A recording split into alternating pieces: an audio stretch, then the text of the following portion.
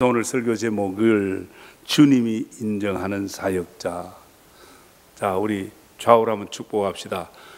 주님이 인정하는 사역자가 되겠습니다.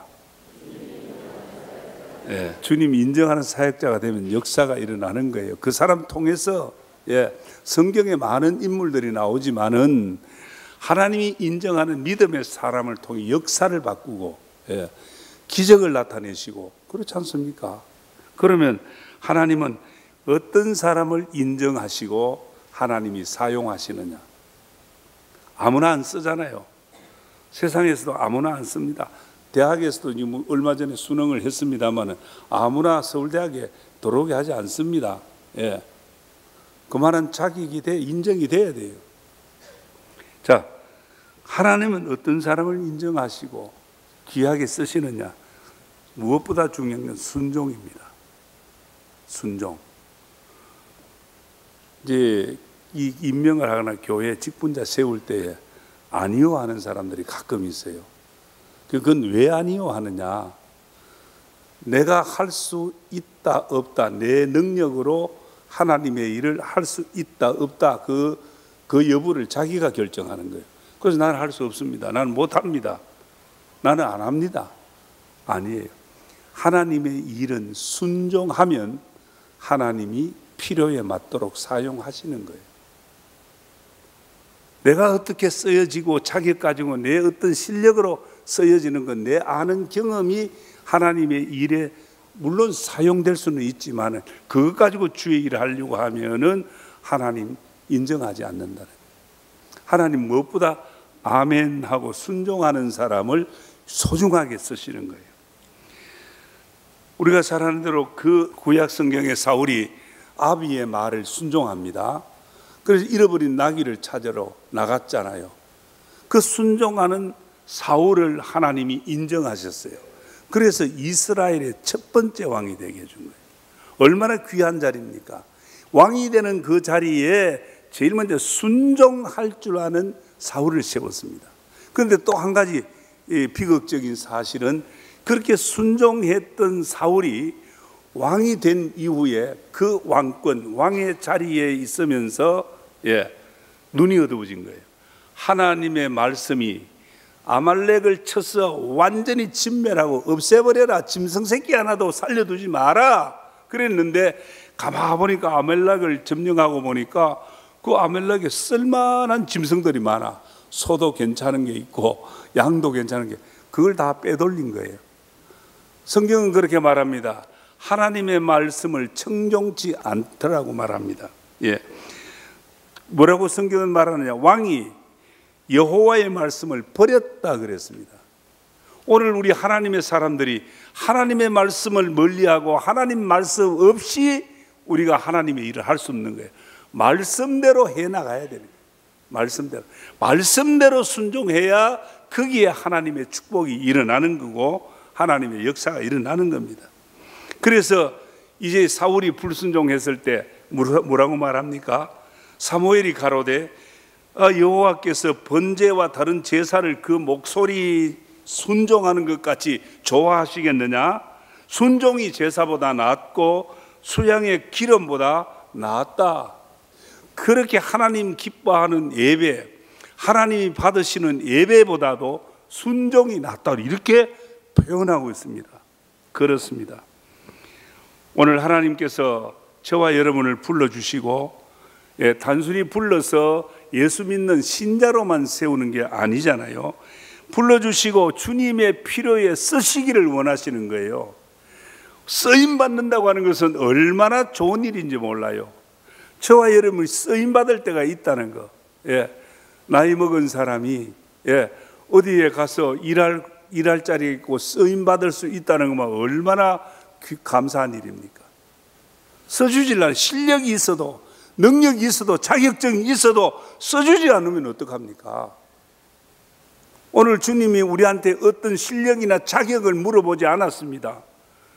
그냥 예수 믿는 믿음 안에서 저와 여러분을 귀하게 쓰시겠다고 우리를 귀하게 세워주시는 거 아닙니까?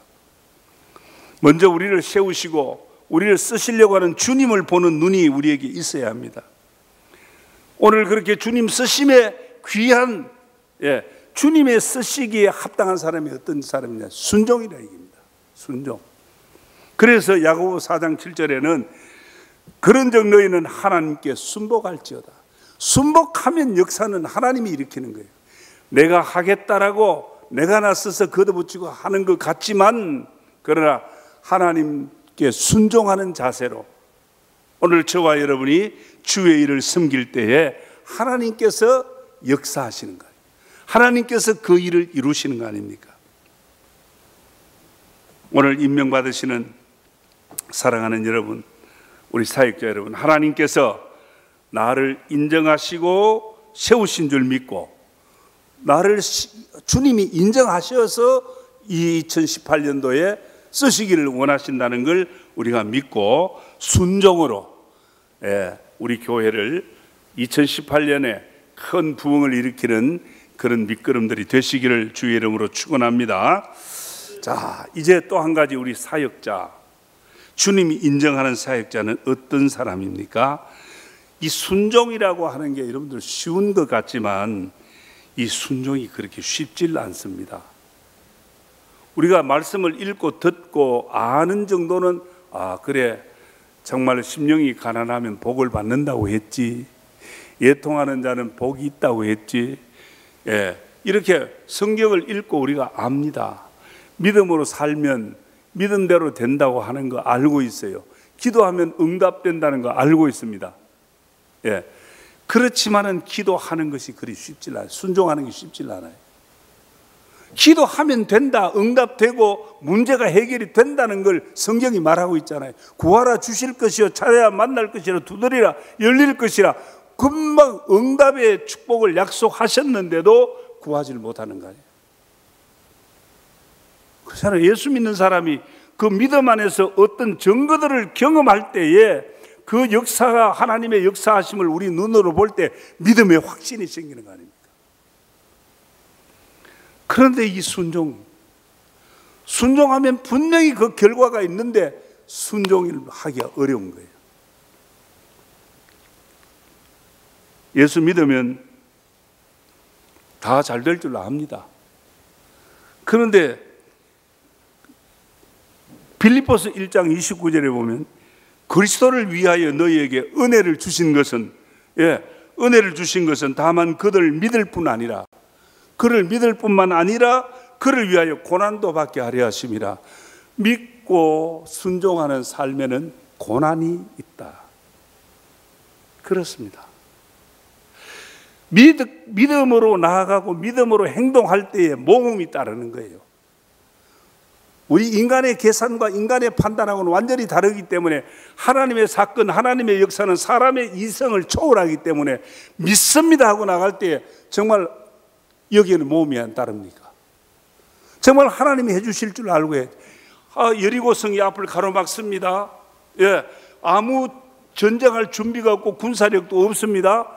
하나님 말씀에 뭐라 그럽니까? 여호수아에게 여리고성을 하루에 한 바퀴씩 돌고 엿새 동안 돌다가 마지막 7째 날에는 7바퀴를 돌아라.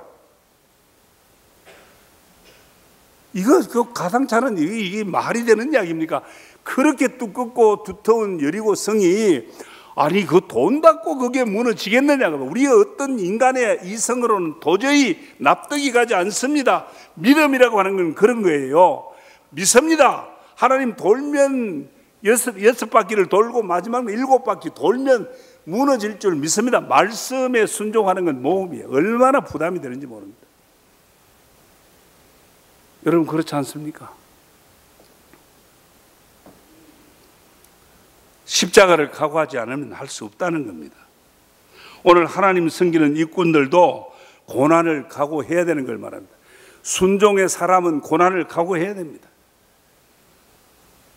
아마 여러분들 중에 다 교회 생활 잘하고 싶잖아요. 그리고 또 그 참 하나님 앞에 잘 쓰임받고 또 참 하나님 앞에 인정받는 사람이 되기 기도도 하는 분도 있을 겁니다. 우리는 이미 믿음으로 구원받았습니다. 이미 구원받았는데 왜 이렇게 주의 일에 힘써 순종을 하라고 하느냐? 왜 이렇게 힘써 순종하라고 하느냐? 구원은 필연적이지만 하나님 앞에 가서 받을 상급은 그렇지 않습니다. 보상이 있습니다. 여러분들, 정말 우리에게 오늘 현실에 이 땅에 삶만 있다면 불안하게 살다가 인생 끝나고 마쳐야 됩니다. 그렇잖아요. 얼마나 불안합니까? 그렇지만 오늘 우리 믿음의 사람에게는 소망이 있지 않습니까? 이 땅 건너편에 하나님이 약속한 영원한 하나님의 집이 거할 곳이 많도다. 하나님이 약속하셨습니다. 우리는 거할 곳, 하나님이 예비하신 곳을 바라봅니다. 나이가 적은 사람도 나이가 많은 사람도 우리가 언제 하나님 앞에 설지 모르잖아요. 오늘 그렇다면 오늘 우리의 순종의 삶을 통해서 정말 하나님 앞에 서는 그 영광스러운 순간, 그 상급과 영광스러운 삶을 바라보고 산다는 거예요. 믿음의 주요 온전케 하시는 이 예수를 바라보자는 겁니다. 우리가 이 땅에 살지만은 예수 바라보고 사는 이유가 뭡니까? 우리의 소망의 정점입니다. 우리의 생명이 예수 그리스도 안에서 하나님 안에 감추어져 있다 그랬습니다. 그렇기 때문에 우리는 이 땅에 살 때에 예수 믿고 교회 다니고 출입하는 그저 예배자일 뿐 아니라 그 예배자 이상 사역자, 하나님의 일에 쓰임받는 사역자 일꾼입니다. 그래서 우리는 십자가가 있어도 고난이 있어도 순종할 때 하나님의 영광스러운 삶. 그래서 고린도전서 15장 58절에 말하지 않습니까? 그러므로 내 사랑하는 형제들아 견실하며 흔들리지 말고 항상 주의 일에 힘쓰는 자가 되라. 이는 너희 수고가 주 안에서 헛되지 않을 줄 알미라. 우리의 십자가 지고 주의 일에 수고하는 거 헛되지 않을 줄 압니다. 하나님께서 우리의 삶을 헛되지 않도록 복 주신다고 합니다. 오늘 우리의 수고가 어떤 것입니까? 오늘 우리는 다 주님의 일꾼들입니다. 성경 마태복음 16장 21절에 그 16장에 보면 베드로가 예수님에 대한 신앙 고백을 하지 않습니까? 주는 그리스도시요 살아계신 하나님의 아들입니다. 믿음입니다. 그 믿음이 구원을 이루는 믿음입니다. 그래서 그 믿음이 네게서 난 것이 아니라 하늘에 계신 내 아버지께서 네게 알게 하셨다. 예수 그리스도를 바로 알고 바로 신앙할 수 있는 것은 하나님께서 우리에게 알게 해 주셔야 된다, 그 말입니다. 그래서 저와 여러분의 믿음은 하나님 주신 선물이에요. 자, 그 믿음의 고백을 듣고 난 다음에 베드로의 그 믿음을 주님이 인정하셨어요. 그리고 그 다음에 뭐라고 말씀합니까? 내가 이제 예루살렘에 올라가서 많은 고난을 당하고 십자가에 못 박혀 죽어야 하리라. 3일 만에 살아나야 한다. 그렇게 말씀합니다. 자, 여기에서 베드로가 그렇게 믿습니다. 당신은 하나님의 아들입니다. 당신은 그리스도입니다. 믿습니다. 구원의 신앙을 고백했습니다. 그런데 그 다음에 주님 뭐냐면 십자가의 고난을 말씀하는 거예요. 내가 십자가에 죽어야 된다. 내가 가는 길은 십자가의 길이다. 그걸 이야기해요. 고난의 길이다 그랬어요. 예수 믿고 편안하고 싶지 고난의 길 가고 싶은 사람 아무도 없잖아요. 그런데 성경은 우리에게 그렇게 가르칩니다. 그래 베드로가 깜짝 놀라서 아이고 선생님, 예수님 붙들고 하는 말이 주여 그러지 마옵소서. 당신이 십자가에 못 박혀 죽으면 우리 쫄딱 망합니다. 결코 이런 일이 일어나서 안 됩니다라고 했어요. 간청을 했어요. 처음에 베드로를 부르고 제자들을 불렀습니다. 예수님이 갈릴리 바닷가에서 나를 따라오너라 그러니까 베드로가 그물도 버리고 자기 생업 아닙니까? 배도 버리고 부모 처자를 다 버리고 주님을 따랐습니다. 자, 주님을 부르심에 순응했을 때 주님은 뭘 말합니까? 믿음 생활 시작했을 때 주님은 그리스도라고 고백하고 시작했을 때 십자가를 가르친 거예요. 고난과 십자가를 말한 거예요. 이게 복음입니다. 그래 이제 십자가 말하니까 베드로가 아니요 그러면 안 됩니다 하니까 예수님 뭐라 그래요? 마태복음 16장 24절 예수께서 제자들에게 이르시되 누구든지 나를 따라오려거든 자기를 부인하고 자기 십자가를 지고 나를 따라오라. 십자가를 가르쳐. 그 예수 편안하게 예수 잘 믿으면 편안할 줄 알았는데 십자가를 지고 오라가 이게 이거 예수 믿는 거 이리 어렵나? 이거 제대로 믿겠나? 여러분 십자가 질 각오를 하면 이 말은 무슨 말이냐 하면 죽을 각오하면 안 될 일이 없습니다. 죽기 살기로 하는 데는 못할 일이 없습니다. 그래서 성경이 말하기를 죽고자 하는 자는 살고 살고자 하는 자는 죽는다 그랬습니다. 오늘 십자가는 죽는 걸 말합니다. 내가 예수 믿고 믿음 안에서 주를 위해 죽고자 하면 부활의 역사가 일어나고 사는 역사가 일어날 줄 믿습니다. 살살 몸도 사리고 욕 안 얻어먹고 그저 자기 얼굴에 안 다치고 그런 신앙생활을 하면은요 몰라 자기는 편안하게 할지 몰라도 믿음의 역사가 일어나지 않는다 그 말입니다. 그래서 바울은 뭐라 그랬습니까? 나의 달려갈 길과 주 예수께 받은 사명 곧 은혜의 복음을 전가하는 일을 마치려 하면은 나의 생명을 조금도 귀한 것으로 여기지 않는다. 복음을 위해서, 교회를 위해서, 주를 위해서 내 목숨도 귀하게 여기지 않는다. 고백을 했습니다. 그렇습니다. 믿음은 믿음으로 한다는 그 의미는 뭡니까? 믿습니다. 말로 하는 거 믿는 겁니까? 아닙니다.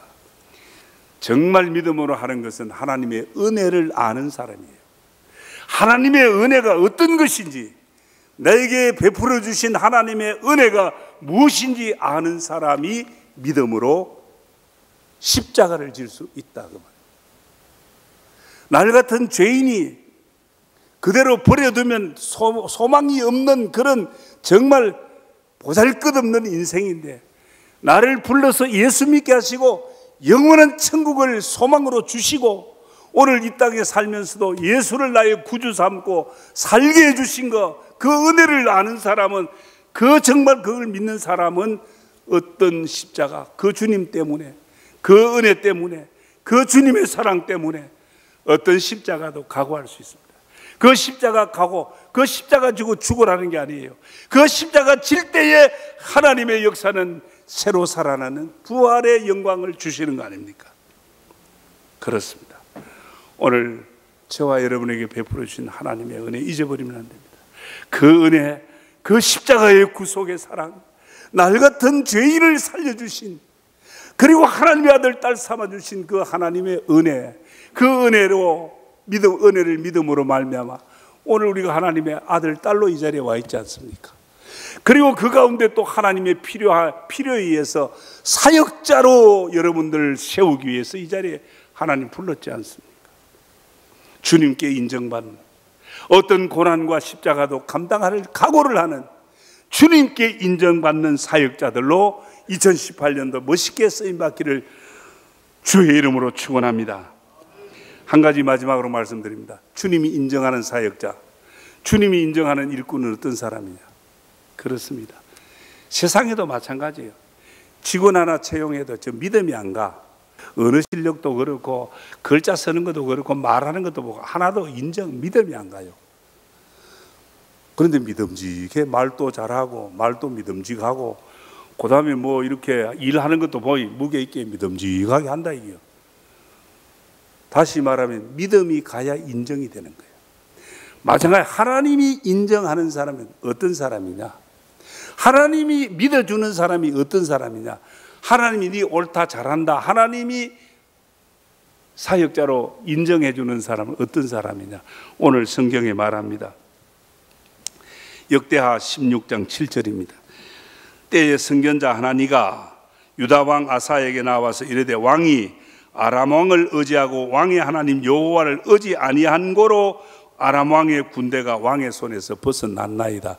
여기 하나님을 의지할 때는 아람 왕 군대가 꼼짝도 못하고 아사의 손안에 있었는데 아사 왕이 하나님 의지 아니함으로 아람 군대가 당신의 손에서 벗어났다. 이 말은 무슨 말이냐? 하나님 의지할 때 잘 됐다. 하나님 의지 아니할 때 잘못됐다. 하나님 의지할 때 성공했고 하나님 의지하지 않을 때에 실패했다. 이런 이야기예요. 그 뒤에 또 말하지 않습니까? 8절에 구스 사람과 룹 사람의 군대가 크지 아니하며 말과 병거가 심히 많지 않으니까 그러나 왕이 여호와를 의지하였으므로 하나님 여호와를 의지하였으므로 여호와께서 왕의 손에 그 군대를 넘겨줬습니다. 승리를 말하는 거예요. 하나님 의지하는 사람을 하나님이 인정하는 거예요. 그래서 그 손 들어주는 거예요. 군대가 굉장히 많아. 여기 아랍 군대보다 구스 사람과 룹 사람의 군대가 얼마나 많아. 그렇지만 그때 너 하나님 의지했어. 그래서 하나님이 너 손 들어줬어. 사랑하는 성도 여러분, 하나님의 일은 우리의 능력으로는 할 수 없어요. 우리의 실력 가지고 하고 내 아는 것 가지고 하려고 하면 힘들어요. 못합니다. 하나님 의지하면 하나님이 이루어 주신다 그랬어요. 시편 37편 5절에 내 길을 여호와께 맡기라. 그를 의지하면 그가 이루신다고 말 안 합니까? 제가 우리 초등학교 시절에 초등학교 시절 글을 잘 못 썼습니다. 제 아버님이 국민학교 교편 생활을 하셨습니다. 선생 아들이 글 못 쓰면 되나 하고 아버지가 제 손을 잡고, 연필은 제가 잡았지만 아버지가 제 손을 잡고 그냥 나는 따라가며 그리는 거예요. 누가 씁니까? 우리 아버지가 쓰는 거예요. 무용. 누가 썼습니까? 내가 쓴 것 같지만 아버지가 썼어요. 아버지 손에 내 손을 맡기니까 아버지가 쓰시더라고. 무슨 말입니까? 내가 무능하고 부족해도, 내가 아는 실력이 없고 여러 가지 많은 문제점이 있어도 하나님 손에 맡겨지면 하나님이 써내려 가시는 거예요. 이게 하나님의 일이에요. 네? 하나님 그렇게 쓰시기를 원하시는 거예요. 하나님 의지하면 하나님이 인정하는 거예요. 결론으로 말씀드립니다. 사랑하는 성도 여러분, 2017년 또 다 갑니다. 2018년, 이제 2017년도에도 많이 수고하셨습니다. 애썼습니다. 쓰임받는다라고 하는 것은 너무 소중하고 귀한 일입니다. 쓰임받지 못하는 사람을 실업자라 그럽니다.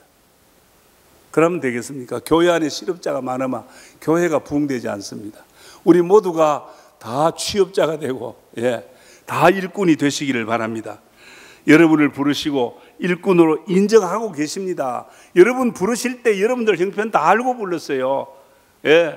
나이도 알았고 여자인지 남자도 알았고 그 할 수 있다 없다도 다 하나님 아세요. 그러기에 하나님이 우리에게 할 만한 그런 부분들을 하나님 아시고 맡기시는 거예요. 인정하고 맡기는 거예요. 오늘 하나님이 인정하심을 받는 여러분, 순종과 하나님 의지하는 신앙으로 하나님의 인정을 받고 크게 쓰임받는 사역자들이 되셔서 2018년 우리 황금교회가 새로운 부흥이 일어나는 복된 한 해가 되기를 주의 이름으로 축복합니다. 저는 황금교회를 담임하는 박무용 목사입니다. 우리 교회는 하나님의 거룩한 목적인 선교의 사명에 최선을 다하는 교회입니다. 함께 모여 예배할 뿐 아니라 탁구, 축구, 색소폰 교실 등을 열어 지역 사회를 섬기고 이웃을 봉사하는 열린 공동체입니다. 아울러 성도 서로가 함께하며 사랑을 나누고 교제하는 하나님의 가족 공동체입니다. 감사합니다.